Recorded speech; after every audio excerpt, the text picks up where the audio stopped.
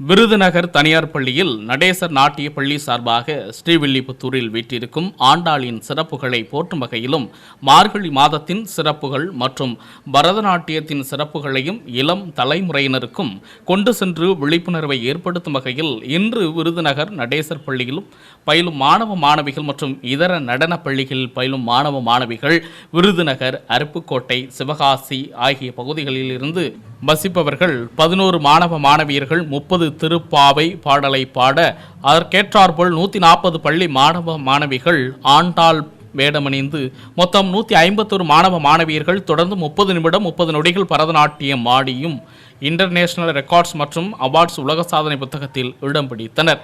இந்த சாதனைக்காக பாராட்டு சான்றிதழை நடுவர் யுவராஜ் வழங்கினார். இதில் கலந்து கொண்ட பள்ளி மாணவ மாணவிகள் திருப்பாவையை பாடியவாறு பரதநாட்டியம் ஆடியது பார்வையாளர்களின் மனதை நெகிழ்ச்சியடைய செய்தது குறிப்பிடத்தக்கது.